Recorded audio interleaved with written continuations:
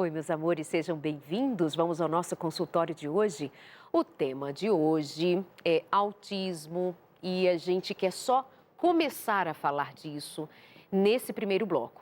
Nós vamos dar continuidade. Eu tenho interesse de voltar a falar desse assunto, quero trazer profissionais, outros profissionais para falar do tema. Afinal de contas, temos nos perguntado por que tanto autismo? Por que tantas síndromes, mas especialmente hoje dando destaque ao autismo? Será que eu falo com alguém que aí do outro lado está agora descobrindo o autismo do seu filho? Será que agora eu estou falando a alguém, um pai, uma mãe, que tem avós, enfim, a família, que estão agora lidando com um diagnóstico? É fácil? É difícil o diagnóstico? Será que tardiamente é o melhor, é o mais indicado? Já ouvi profissionais dizer que muitas vezes levou-se adiante a ideia de que muito cedo talvez não fosse o mais acertado. Pode ser que você, então, considere alguma outra coisa que possa confundir. Vamos falar sobre isso? E quando uma mãe descobre o seu filho com autismo, ela tem ali muitos desafios. Mas no programa de hoje, eu trouxe uma mãe que, diante do aprendizado, do grande desafio de lidar com um filho autista, ela decidiu que ensinaria o seu filho, diante de uma grande necessidade, sobre as emoções. E escreveu um livro. E tem uma jornada bonita diante da dor, diante do luto, diante do desafio, hoje para auxiliar a muitas famílias. E nós vamos receber aqui no programa de hoje também uma médica pediatra que nesse primeiro momento vai nos ajudar a entender melhor o autismo. Começo por quem está aqui comigo no estúdio, ao meu lado. Bem-vinda, Raquel, tudo bem? Muito obrigada, Darleide, por abrir essa oportunidade, esse espaço para as pessoas conhecerem um pouco mais sobre o autismo. Muito obrigada, viu, por ter vindo. A Raquel tem 2 filhos, né? Tem Isso. sua menininha de 2 anos, E que o é Natan, ela é a Lana, e o Natan, de 5 aninhos. Como foi que você descobriu que eles tinham autismo? Eu descobri o autismo quando a Lana chegou. Logo que ela nasceu, a minha sogra veio participar desse momento lá em casa, porque nós moramos no Canadá, nós não moramos aqui no Brasil, né? Uhum. E ela foi lá nos ajudar e ela conversou conosco a respeito. Então ela percebeu traços de autismo, os sinais Isso, do autismo. Sinais de autismo. Você não tinha percebido nada? Eu tinha algo assim, meu filho é diferente, tem alguma coisa errada. Tem alguma coisa estranha, mas eu acreditava também que era um pouco de culpa minha. Eu falei assim, será que eu que não estou sabendo lidar com as situações, com as birras, né? O que será que está acontecendo? Será que é o meu maternar que não está adequado? Você desconfiou de você e do estilo de educação. Exato. Ali ele tinha 3 anos de idade, mais ou menos? Quase 3 3 anos. Isso. Sua bebezinha, portanto, recém-nascida. E aí a minha sogra veio e trouxe, aí conversou com o meu esposo, né? Porque eu tinha acabado de ganhar a Lana, né? E ela ficou preocupada com essa situação. Mas ela falou assim, é importante, eu tô aqui nesse momento e eu vou trazer isso, né? Porque ela é neuropsicopedagoga, então ela tem essa experiência, né? Vivência, né? Em consultório e tal. E aí ela conversou e falou assim, olha, eu observo isso, eu observei isso, tais sintomas, né? E aí ela trouxe isso. E aí foi aí que a gente começou a nossa jornada dentro do autismo. Aquele momento deve ter sido um grande susto, né? Sim, eu me questionei, falei assim, não deve ser, né? Que você cria aquela barreira, negação, né? Aquela assim. negação. E realmente eu acho que eu vivi essa negação por um tempo. Tanto que eu comecei a estudar para ver se era aquilo mesmo. Eu falei assim, não deve ser outra coisa. Eu continuava insistindo até no meu maternar, né? No meu erro, né? Claro. E aí, por fim, realmente, eu falei assim, não é isso, né? E aí nós levamos num pediatra lá no Canadá e fizemos todas as avaliações e fechou o diagnóstico. E em que momento isso facilitou para que você observasse a sua filha, a Lana? Com certeza. E quantos meses Com ou a que minha idade? filha, Assim? ali com uns 18 meses, eu já falei assim, ela também tem. Porque ela teve menos sintomas que o Natan. As meninas, normalmente, elas são um pouquinho mais sutis, elas camuflam mais os sintomas. Talvez até por isso tenha mais diagnósticos, talvez de meninos, enfim. Mas ela camuflava mais, então ela tinha poucos sintomas, tipo, ela andou na ponta dos pés, mas assim, bom, até aí, andar na ponta dos pés, qualquer criança pode andar. Deu continuidade, aí veio o atraso na fala, veio a regressão de algumas coisas que ela já havia aprendido. Ali com os 18 meses, eu falei assim, ela tem. Aí eu já levei para a médica, eu falei assim, olha, pode avaliar, mas eu já entendi que tem alguma coisa aqui sim também. Uau, muito bom. 2 filhos pequenos, diagnóstico de autismo. Eu quero convidar aqui a doutora Jéssica, que é pediatra. Ela vai participar com a gente online. Vem para cá, Jéssica. Quero perguntar, tudo bem? Bem-vinda. Quero saber, Boa noite, Jéssica, Darleide. prazer ter você aqui. Jéssica, por que tanto autismo? Não tem uma impressão de que temos ouvido muitos casos, tem surgido muitos novos casos. Na sua experiência médica, como pediatra, isso é uma realidade? Ou é porque tem aumentado o número de diagnósticos e não necessariamente os casos em si continuam no mesmo crescimento, no mesmo número que tínhamos antes? Qual é o cenário sobre o autismo no momento, Jéssica? Boa noite a todos. Primeiro, obrigada pela oportunidade, Darleide. Não é só impressão sua, eu acho que todo mundo tem percebido, conhece alguém que tem filho autista, então é uma realidade que a gente está vivendo, tanto aumentou o grau de conhecimento sobre essa condição, então os diagnósticos são mais feitos, né?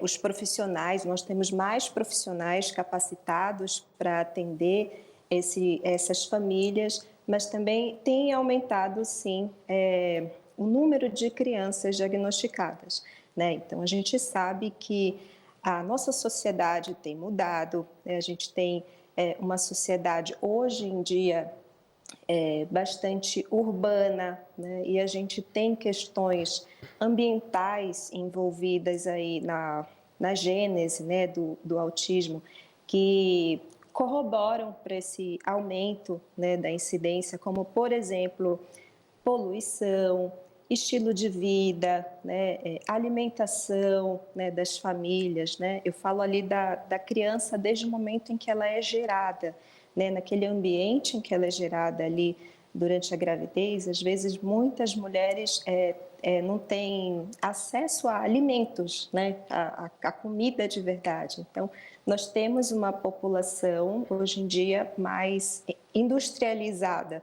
Assim, então, esses fatores ambientais, eles também podem estar envolvidos aí com esse aumento da incidência do autismo. Existem fatores genéticos, né? O estilo de vida contemporâneo faz com que as pessoas deixem para ter os seus filhos mais tardiamente. Então, a idade paterna também está associada, vem sendo mostrada como um fator forte de associação aí no autismo. Então, assim, é uma questão multifatorial, né? Não tem um só fator envolvido, mas, assim, é um conjunto. Então, na nossa geração, nós estamos vendo, sim, um aumento de casos e, graças a Deus, de diagnóstico. O que a gente tem trabalhado como pediatra é tentando ajudar essas famílias a fazer o diagnóstico mais precoce possível, para que essas crianças e essas famílias tenham acesso às terapias que elas necessitam para conviver melhor com essa condição. Jéssica, doutora Jéssica, então são muitos os fatores, né, que podem desencadear o autismo. Você consegue, então, hoje tem uma maior facilidade para o diagnóstico. Mas é verdade que em algum momento esse diagnóstico era protelado, jogado para mais tarde, o que também prejudicaria, porque perderia tempo do tratamento indicado. Como que é esse fator tempo entre o diagnóstico e os cuidados, levando em consideração a idade da criança? Eu acredito que sim. Antes, acho que não tinha tanta propagação aí nas mídias sociais, as pessoas não tinham tanto acesso à informação e os próprios especialistas. Então, havia uma maior dificuldade no diagnóstico, sim. Então, o que atrasava aí o diagnóstico? antes os diagnósticos eram feitos mais precocemente daqueles casos mais graves, mas aquelas crianças que tinham quadros leves de autismo eram consideradas como crianças ali mal comportadas, mal criadas, e muitas vezes isso até sobrecarregava a família aí com sentimento de culpa, né? E na verdade não era, né? Então, acho que o acesso à informação e a própria formação dos especialistas, hoje nós temos telemedicina, telecursos, que conseguem promover essa propagação aí do conhecimento, tudo isso facilita, sim, o maior acesso aí a esse diagnóstico mais precoce, que é o que a gente luta, que é o meu trabalho como pediatra também, que é o primeiro profissional médico que a família tem acesso é o pediatra. Verdade, é verdade. Doutora Jéssica, eu já volto ainda com você nesse bloco que estamos falando sobre autismo, tá bem? Já volto com você. Eu continuo aqui no estúdio conversando com a Raquel Dias Vieira, que acabou lançando um livro, está quentinho ainda, né? Você está divulgando agora um livro chamado, que tem por título Detector de Emoções. Mesmo. Como você chegou a este livro? Qual foi a demanda que, claro, é da sua experiência pessoal, mas ao produzir um livro, você percebeu uma grande necessidade de tratar do tema emoções com seus filhos? Sim. O meu filho mais velho, né, o Natan, ele tinha muita dificuldade em lidar com as emoções, né? Então, eu vou dar um exemplo. Às vezes ele via alguém se machucando e caía, e a criança, de repente, o amiguinho chorava. Em vez dele ir lá, olha, tá tudo bem, posso te ajudar? Ele dava risada. Sabe, aí ficava naquele contexto do menino mal educado, né? Pois é. Mas, na verdade, é uma situação que ele não entende as expressões, as espaciais das emoções. Ele não sabe lidar com a emoção. Então, assim, ele viu a criança chorando, triste, com dor, e ele não sabia lidar com essa emoção, né? Então esse livro, ele é para pais que têm filhos com autismo, ou educadores, familiares, trabalhar com a criança que tem o espectro de autismo, ensinando a respeito das emoções, porque eles têm dificuldade de reconhecer, de detectar as emoções. Não necessariamente só para crianças autistas, eu fiz num geral. A inspiração veio por essa dificuldade do meu filho, né? Mas, na verdade, quantos de nós, quanto adultos, né, quando estamos com raiva, por exemplo, como é que a gente lida com isso como adulto, né? Ou seja, a linguagem alcança todos. Exatamente. Como foi que você trabalhou com ele, com o Natan? Então, eu comecei a criar histórias sociais que eu pegava na internet, figuras, imagens, e aí eu tive a ideia de pegar histórias bíblicas, porque, né, faz parte, né, do nosso cotidiano, e porque ele gosta demais, né, das histórias bíblicas. E aí eu peguei as histórias e falei assim, bom, por que não trabalhar as emoções, as dificuldades que ele tem, com histórias bíblicas, né? Trazendo valores de caráter, qualidade de caráter, né? Então, assim, trazendo mais benefícios além de só de aprender sobre as emoções, né?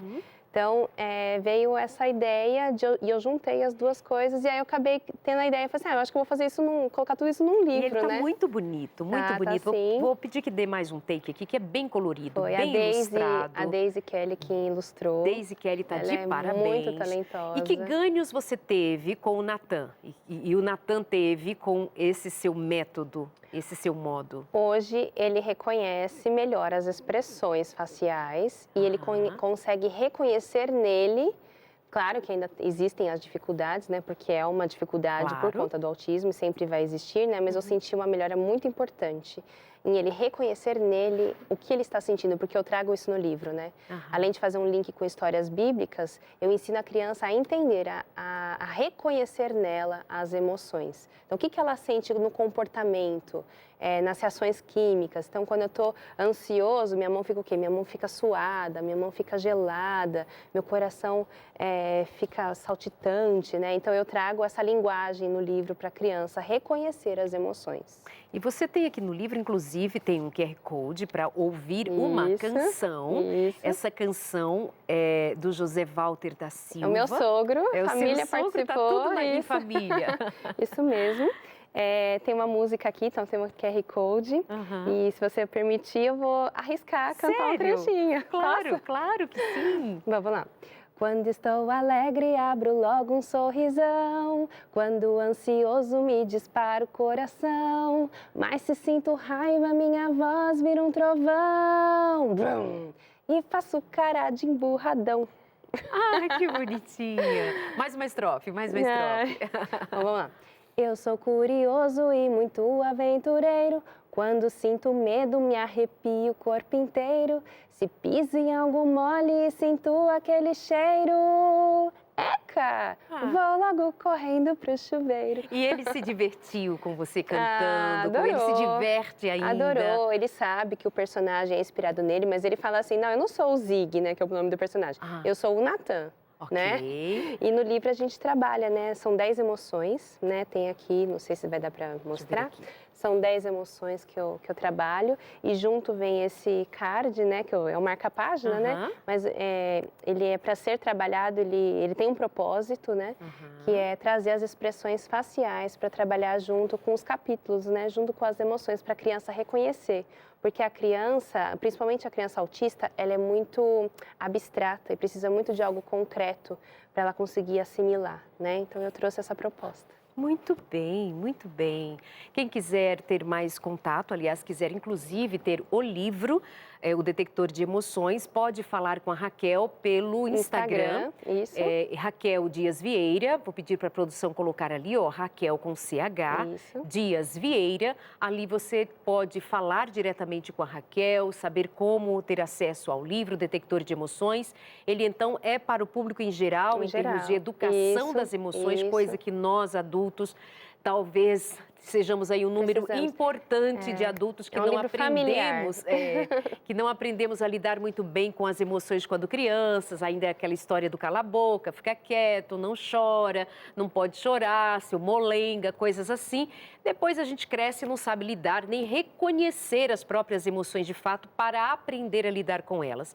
Então, inspirado num garotinho com autismo, uma mãe inteligente, amorosa, muito querida, que espalha todo esse conhecimento agora para mais pessoas. Parabéns, viu? Muito obrigada. Qual foi sua grande dificuldade como mãe, tendo que lidar com as necessidades especiais dos seus filhos?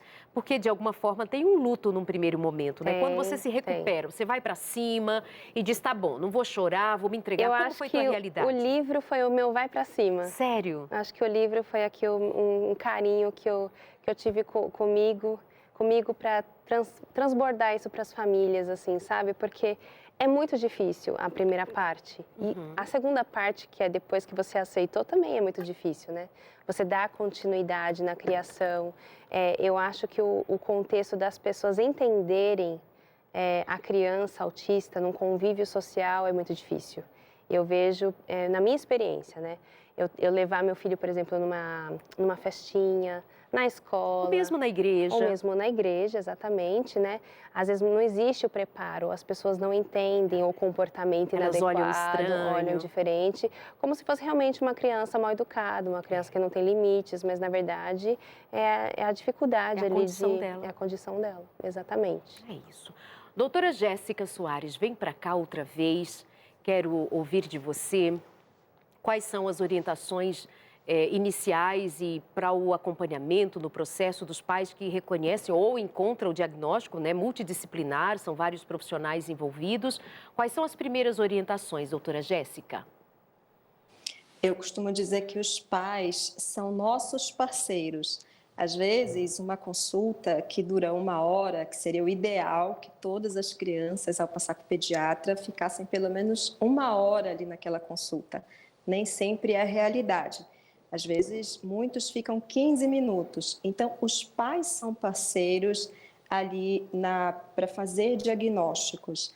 Então, se os pais, todos os pais comparam seus filhos, né? Olham os filhos do vizinho, as outras crianças da família, dos amigos. Então, os pais reconhecem algumas alterações, né, que julgam ser alteradas, né? Por que meu filho não faz o que o filho do meu colega, do meu vizinho faz? Então, tudo o que os pais puderem trazer para o acompanhamento com o pediatra é importante. Tudo é válido. E aí, até para os profissionais também fica como dica, né? Não desvalorize a queixa do pai e da mãe, porque eles são os que mais conhecem a criança, né? Às vezes em 1 hora de consulta, às vezes é pouco tempo para avaliar o neurológico da criança, o cognitivo da criança, mas o que trazem, como a criança se comporta ali, quando brinca com as outras crianças, quando a família está reunida, nos ambientes que a família frequenta, na escola, na igreja, como a criança é observada, o que as pessoas costumam trazer de queixas, porque de início são queixas, né? Dificilmente alguém fala para os pais, assim, tem o conhecimento técnico de direcionar que isso pode ser algo que precisa ser tratado. Mas toda queixa é válida, precisa ser trazido para o ambiente de consulta, para o pediatra, e o pediatra precisa valorizar também. Eu também sei de muitos casos em que o pediatra fala assim, não, mas está no tempo, Exato. não, é o tempo dele, né? E na verdade não é. Né? Quem conhece a criança, o pai e a mãe que estão ali no dia a dia, estão trazendo como queixa. Eles estão preocupados.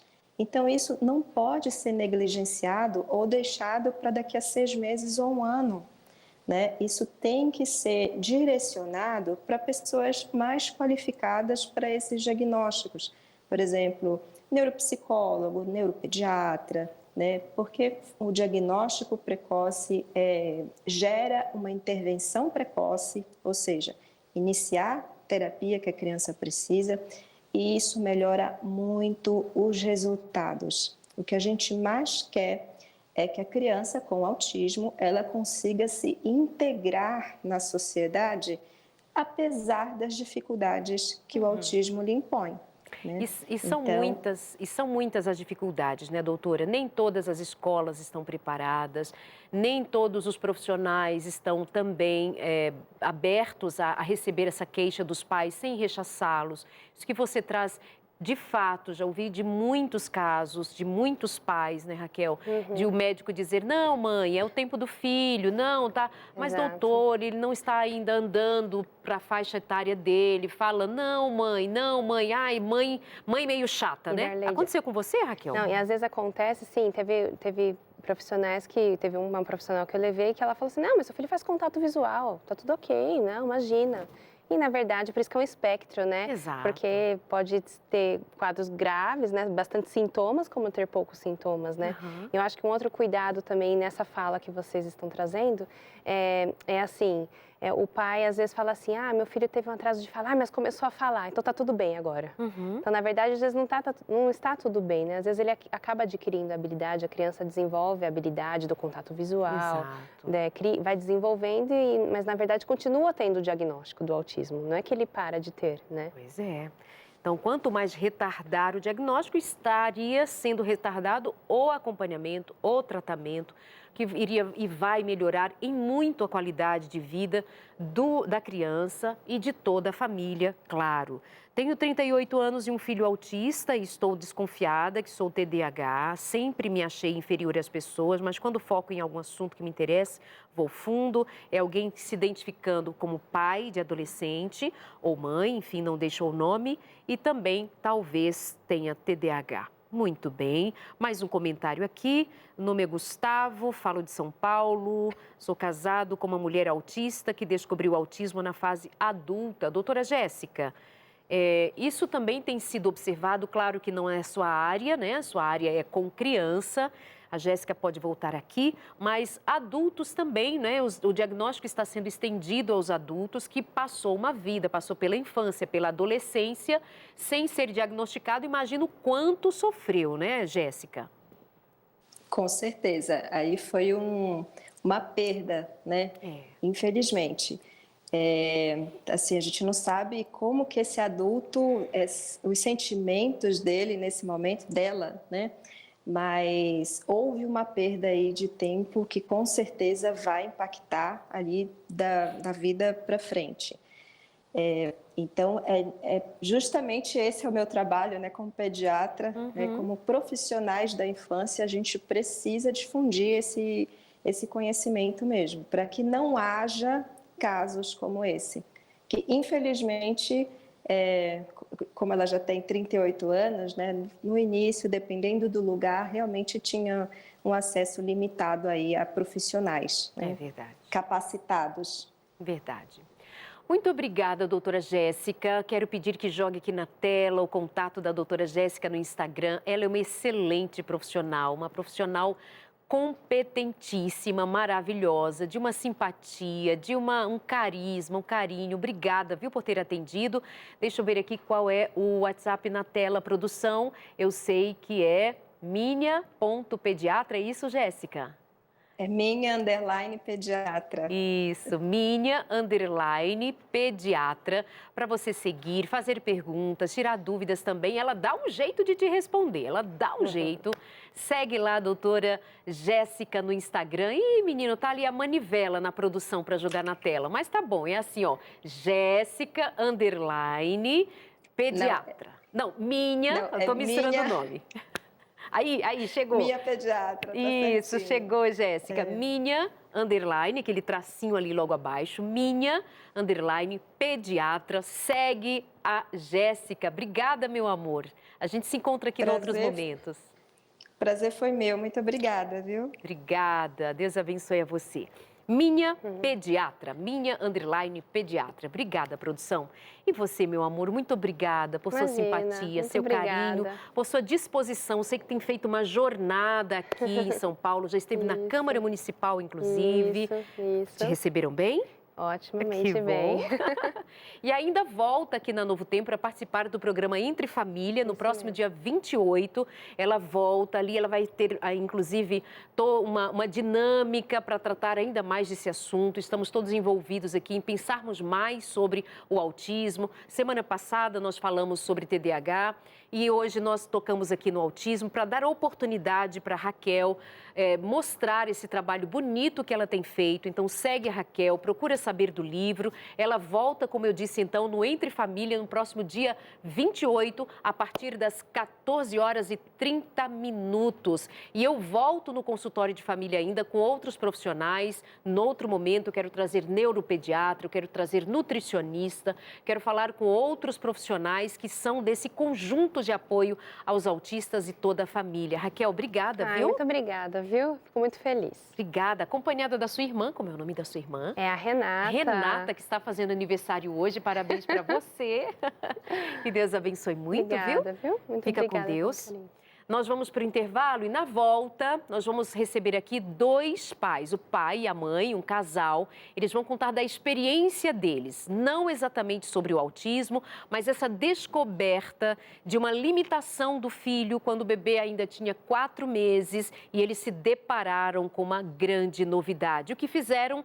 Também foram para cima, buscar apoio, buscar ajuda e escreveram um livro sobre como também lidaram e descobriram no olhar do filho um pedido de socorro. Nós vamos para o intervalo e já voltamos rapidinho com você aqui no consultório de família. Até mais.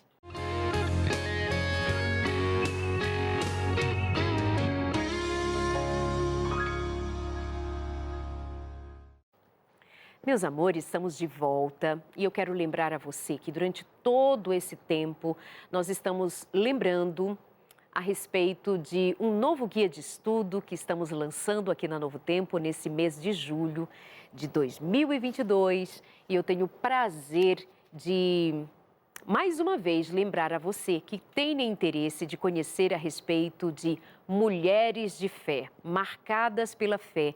É o nosso novo guia de estudo. Nós já enviamos milhares e queremos alcançar um número ainda maior, especialmente de mulheres abençoadas com o estudo da palavra neste guia de estudo Marcadas pela Fé. 8 mulheres inspiradoras da Bíblia. Como é que você faz para ter acesso? Manda uma mensagem agora para o nosso WhatsApp 982444449 e diz: quero receber o guia de estudo Marcadas pela Fé. 982444449. Manda uma mensagem agora, porque você pode fazer isso neste momento, não deixa para depois.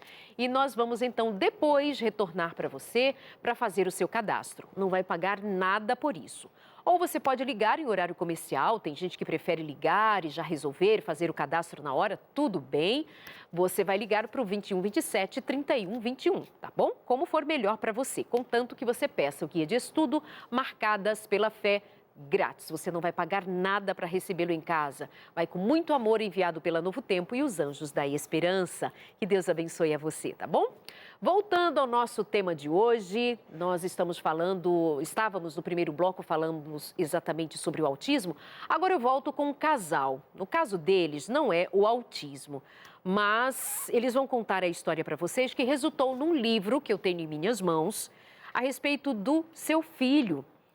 Olhos que falam. Essa jornada de pais que descobrem as necessidades especiais dos filhos precisa mesmo muitas vezes ficar registrada em livro, porque é marcante, é inspiradora, é desafiadora e carrega muita dor, muito sofrimento que, compartilhado, auxilia os próprios pais, auxilia a própria família a lidar com tudo isso. Eu tenho aqui presente, portanto, a Júlia Ramires, que é a mãe, e o pai Fabiano Macedo. Bem-vindos. Obrigada, Darleide. Como foi essa jornada com o filho? Nasceu normal, tudo tranquilo da vida, mas... Na verdade, a gente já descobriu na gestação. Sério? Eu achando que era depois de... Na gestação, eu estava com 5 meses, quando na ultrassom, o médico fazendo a ultrassom, ele viu que o Heitor não se mexia tanto. Ok. E aí, eu estava sozinha nesse dia. E ele pediu para eu tomar um chocolate. Vai lá tomar um chocolate.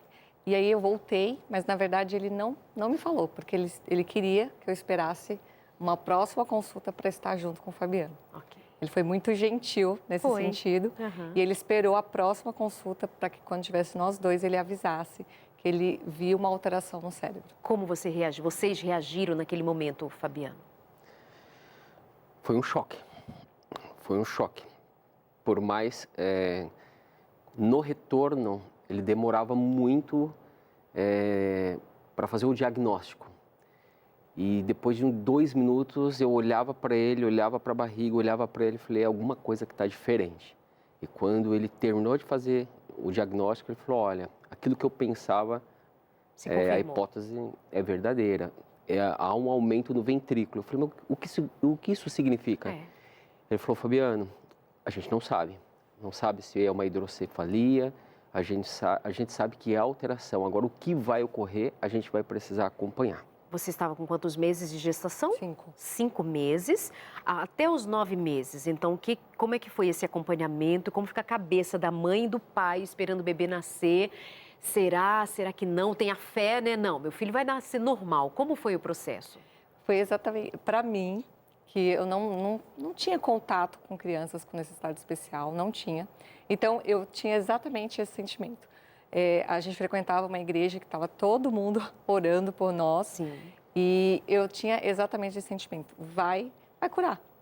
Ele vai nascer normal.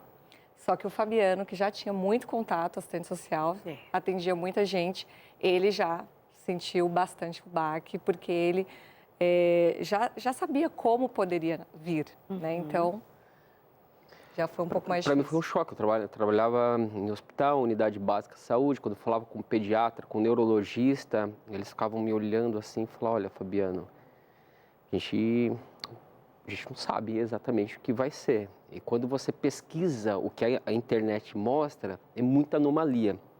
E ali chegou o momento que eu decidi não mais olhar e falar, olha, vamos confiar em Deus e vamos acompanhar. Porém, toda a consulta que nós tínhamos, com todos os profissionais que passamos, eram consultas de dores. Não tinha uma vez que eles falavam, olha, houve algo bom. Não. Houve um momento, esse dia me machucou muito, porque ela estava na mesa, era um médico renomado, assim, da área do conhecimento dele, se eu não me engano, neonatal. E eu falei assim, mas como é que nosso filho vai nascer? Ele falou, Fabiano, a medicina não tem resposta para o filho de vocês. Né? Tem muito artigo publicado, Estados Unidos, Brasil, pouco, olha... tecnicamente, eu não sei se ele vai andar, se ele vai falar, né? Um dos médicos falou, olha, quando nascer, para não levar as pessoas para assistir o parto, porque não sabia a deformidade que ele viria. Eu não assistiria o parto, mas diante de tudo isso, falei, minha esposa vai precisar de mim, eu vou precisar ser forte. Não vou deixá-la só. Não vou deixá-la sozinha. E tinha uma equipe muito grande de médicos lá, porque não sabia a maneira como ele viria. Qual o nome dele? Heitor. O Heitor. O Heitor veio muito aguardado também, né? Veio. Teve esse lado do cuidado, do amor, da atenção. Sim. E ele é muito amado, né? Sim. Muito querido, muito especial. E aí nasce o bebê e aquela mãe que estava na expectativa de que não fosse nada daquilo, mas a realidade nua e crua bate na porta. Como é que foi a seguir, Rita? A minha ficha só Perdão, caiu. Júlia, te chamei de Rita de Imagina. onde, gente? Júlia.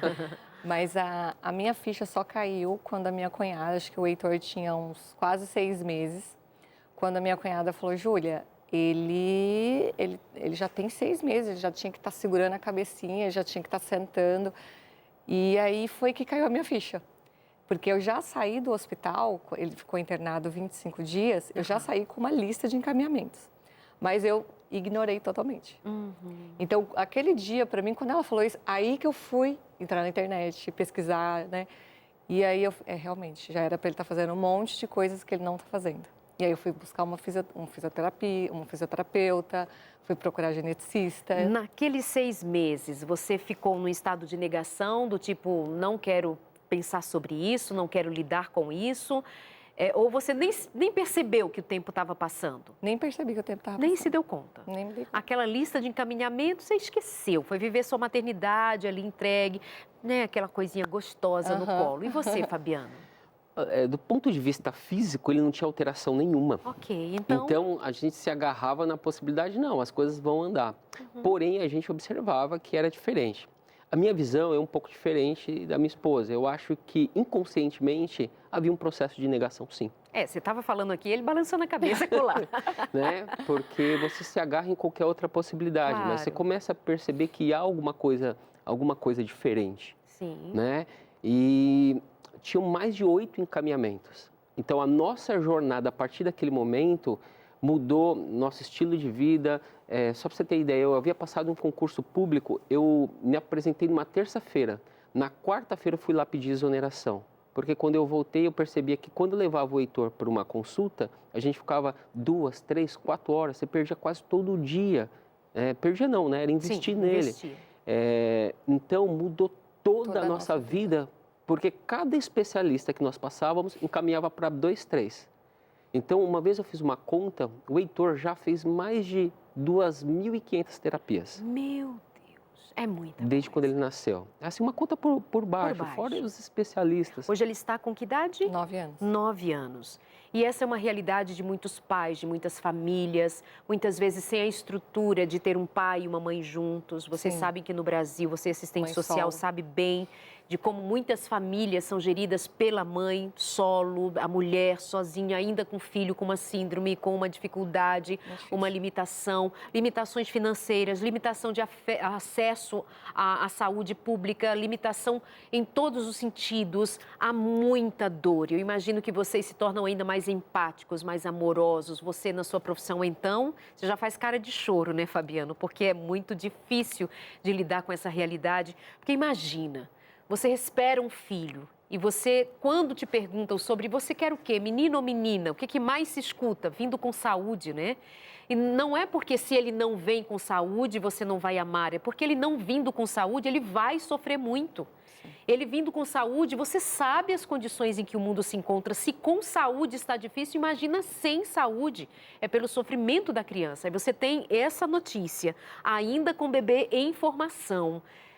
E nasce esse bebê, o sofrimento de todos é muito grande. Então, essa empatia, esse amor, e isso que faz um homem ainda 9 anos depois chorar, como o Fabiano se emociona, não é, Fabiano?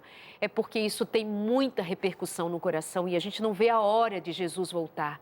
A gente não vê a hora desse mundo que está cada vez mais difícil de viver nele. Claro que a gente não pode baixar a cabeça, claro que a gente não pode desistir, claro que a gente não pode desistir de amar, de cuidar, de correr atrás, mas a dor é grande. Então, ao trazer essas histórias aqui, pais que, por exemplo, escrevem livros contando a história, é para testemunhar de que, em meio a isso tudo, a gente ainda pode acreditar no amor, no cuidado e na beleza de cuidar de alguém tamanha necessidade, né? Como é que está hoje o Heitor? O Heitor, hoje, recentemente, ele fez uma cirurgia, hoje está fazendo uma semana que ele fez a cirurgia de reconstrução de ligamento. Então, ele está se recuperando. Mas hoje ele está quase andando. Que benção. Ele fala vovó, né? E eu estava vendo você falar no outro bloco sobre o diagnóstico e uma coisa que nos aliviou muito. É claro que, assim, para descobrir o que a criança tem, até para fazer o tratamento adequado, é muito importante o diagnóstico. Mas também, você perguntou como o Heitor está hoje. É muito importante que nós, pais, tenhamos o cuidado de comparar os nossos filhos com ele mesmo.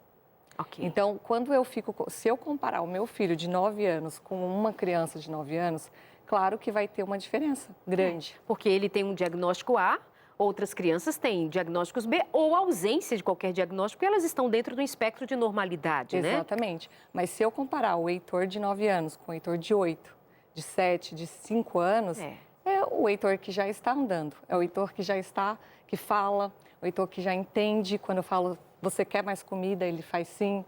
Ou quando ele não quer algo, que ele balança a cabeça que ele não quer. Então, isso conforta. Eu comparar ele com ele mesmo. Então, isso é muito importante para a gente. Por que vocês deram o título do livro de Olhos que Falam? O que foi marcante no olhar do Heitor? Você quer responder, Júlia? Não, pode. Quando você faz terapia, fonoaudiologia, com a equipe multidisciplinar, chega um momento que eles tentam uma comunicação alternativa. E muitas pessoas procuravam o Heitor, abraçavam em espaços diferentes, abraçavam ali, choravam com ele, eles iam embora. Eu comecei a contabilizar isso toda vez que acontecia, a gente percebeu que a comunicação com o Heitor é com o olhar, né? E ele não respondia bem aos abraços? Não, ele respondia muito bem, as pessoas se abraçavam e a gente começou a perceber. O subtítulo vai falar Olhos que Falam, a história de uma criança com deficiência que com o olhar conquista pessoas e com o abraço aquece corações. Né? Então esse abraço e a maneira como ele comunica é com o olhar e o nosso corpo fala, os nossos olhos falam, né? Os nossos olhos são as janelas da alma. Sim. Então é por isso que ele tem este título e a ideia de escrever o livro é porque quando você recebe essa notícia do autismo, da TDAH com alguma deficiência, quando você está do outro lado, é um choque para os pais. Dali não tem médico, ali não tem doutor, ali tem um pai e uma mãe vulnerável que fala, e agora, o que eu vou fazer? E quando nós recebemos essa notícia, depois de um período, no ano 2020, nós decidimos escrever o livro, ficamos 1 ano e 3 meses com esse projeto, e ele tem utilidade pública, porque no final dele a gente mostra, desde quando uma pessoa recebe a notícia, dentro das políticas públicas, o que ela deve fazer para receber os atendimentos. Porque muitas pessoas recebem a informação e elas não sabem o que fazer. Gastam dinheiro, gastam tempo, né, se cansam, se machucam, elas recebem muito nãos, nós recebemos. Então a gente, com essa dor, com esse sofrimento, a gente pensou, vamos transformar isso em um material para que as pessoas tenham acesso. Exato. Então, a ideia do livro é contar a nossa história, não como um exemplo, mas a nossa história como uma possibilidade quando você recebe a notícia. E contando também o que vocês aprenderam com e que pode facilitar essa jornada para outros pais, né? Como você bem disse, das informações finais. Quais foram esses nãos que vocês receberam e que foram, assim, difíceis diante da necessidade de vocês? Um deles, e que muitas famílias passam por isso, é da escola. Então, quando você chega numa escola que você vê matrículas abertas e quando você chega lá e senta e fala, olha, meu filho tem uma limitação e você ouve, não, mas para ele não tem vaga, é muito difícil. Por que para o meu filho não tem vaga? Está rejeitando o seu filho. Exatamente. Para a escola, né, de modo geral, é assim, não, nós não temos condições, não temos estrutura, mas isso é lei no Brasil, que as escolas recebam as crianças independente, né? Exato. Sim. Mas tem um limite, sim, por sala de aula, mas a questão é que muitas escolas nem mesmo se dão a cumprir a lei, né, nem mesmo em questão de número de crianças na sala para poder atender. Então, isso é um não gravíssimo, né? Sim. E o que vocês fizeram? Olha, você pode receber esse não de diversas formas. Ok. Esse não ele pode ser enfático, ele pode ser velado, né? Você pode usar as estratégias do número da própria escola, mesmo, mesmo com a lei. Então, nós recebemos muito lei. Eu estudava muito as leis antes de fazer as visitas. E eu queria entender qual era o plano pedagógico da escola. E era tudo muito maravilhoso, mas quando você falava, quando a criança com deficiência, eles falavam, não temos estrutura ainda, sabe como que é no Brasil, né? Então, eles jogavam o problema ou para o Estado ou para uma outra esfera, quando, na verdade, é uma responsabilidade educacional, tanto do campo privado quanto do campo do Estado. Então, não era simples, doía, e às vezes você poderia até conseguir por força da lei. Só que daí nós pensávamos, como é deixar o nosso filho em uma escola que eles não querem que o nosso filho esteja lá? Entende? Então, passamos por isso. Teve uma experiência que me doeu muito. Nós recebemos uma visita em casa, ele pequenininho, acho que tinha uns 3 meses, uma colega, uma pedagoga. E ela falou, nossa, olha, eu sou professora, agora a gente tem que receber em nossa escola. Olha a expressão que ela usou. O Estado faz com que a gente tenha alguns retardados lá, ficam andando para lá e para cá, parece um bando cheio de síndrome. E ela imitava assim, e eu fiquei olhando, foi uma dor gigantesca no peito da minha esposa, uma professora. E depois, ela foi percebendo que o nosso filho tinha deficiência. Ela falou, não, mas o dele é diferente, né? Eu falei, não, talvez seja exatamente assim. Talvez seja assim. Então, você recebe isso. E às vezes você pode ser alvejado dentro do seu próprio lar. Ali foi um dia muito dolorido, um dia de dor. Minha esposa entrou, se recuperou, ela olhou, ela piscou, assim, para mim está doendo, mas depois ela voltou forte, porque nós sabíamos que a partir dali era o que talvez enfrentaríamos.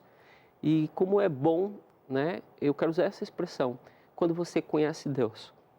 Porque Deus conhece o fim desde o princípio. E é aquele que vai dar respostas que muitas vezes a ciência, a tecnologia, ela não tem essa resposta para você, que é uma resposta profunda da sua alma. Nós sofremos, e ainda sofremos, mas sofremos com a cabeça em pé. Sofremos sabendo que não estamos sozinhos. E quando você me ligou hoje, a gente fez questão de estar aqui, porque milhares de pessoas terão a oportunidade de conhecer a história e saber que é possível, porque elas sofrem, doem, machucam, estão nos seus cantos, às vezes sem cuidado, mães solos. Né? Quantas mães ficam sozinhas após o nascimento de uma pessoa com deficiência? Né?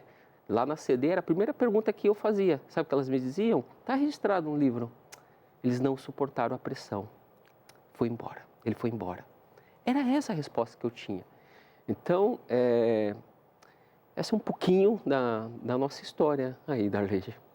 E você, como mãe, você sabe que a mãe, muitas vezes, a mulher tem uma tendência a pensar, e se eu tivesse feito aquilo outro, a tal da famosa culpa que teve algum momento em que você se culpou de alguma coisa? Porque o que teria para se culpar? Mas é uma pergunta que eu gosto de fazer, porque em meio à dor a gente sente tanta coisa estranha, né, que às vezes nem faz sentido depois.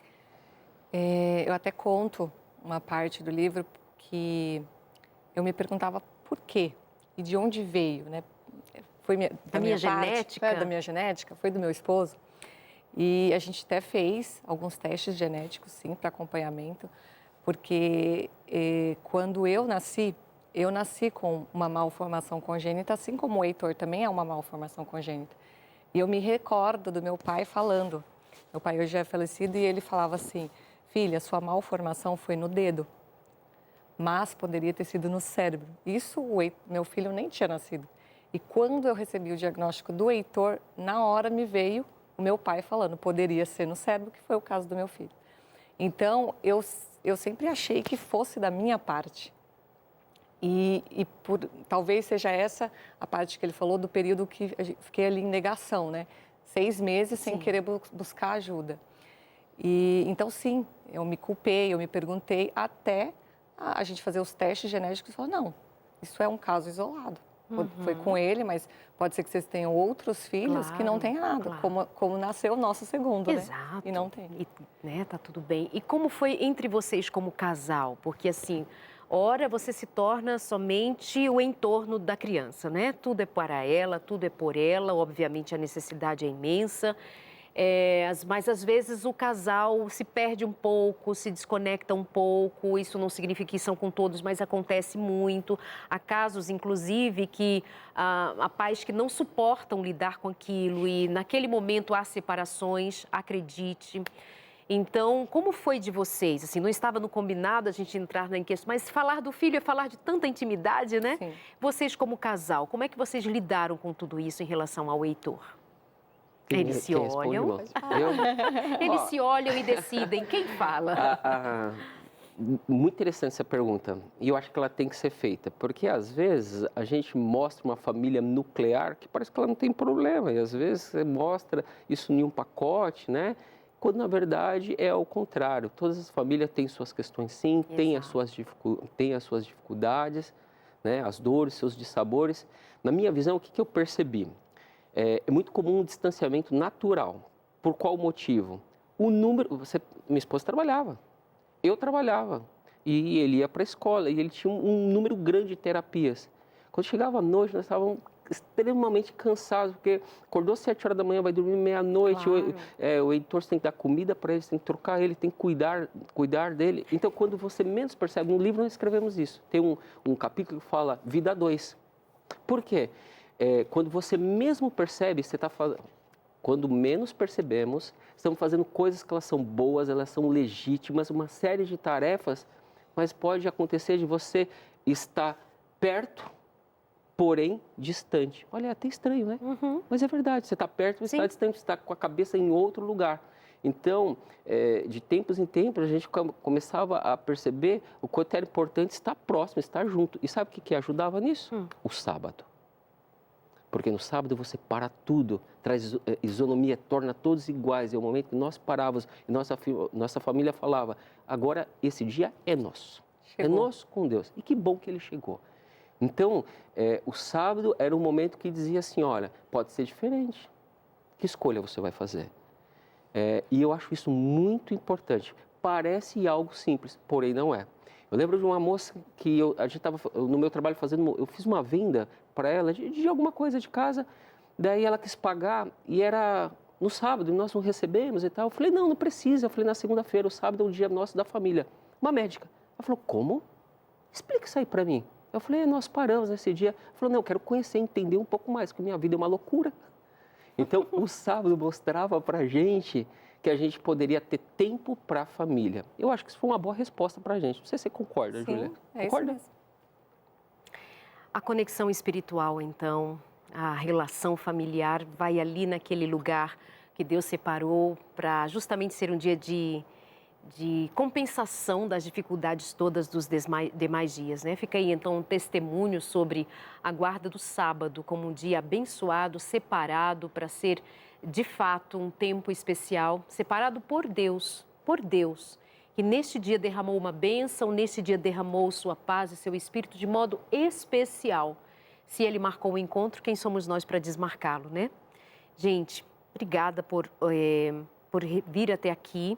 De fato, eu precisei mudar a pauta hoje no programa e eu liguei para o Fabiano e eles se dispuseram imediatamente, com um coração assim muito desejoso de compartilhar, de ajudar. Está aí a rede social da Júlia Ramírez, inclusive para saber do livro, né? Para saber mais sobre como adquirir esse livro, Olhos que Falam. Você pode, então, seguir a eujulia.ramírez, com Z, Julia.Ramírez, para saber mais, tirar dúvidas. Inclusive, acho que muitas vezes as pessoas são muito solitárias na sua dor.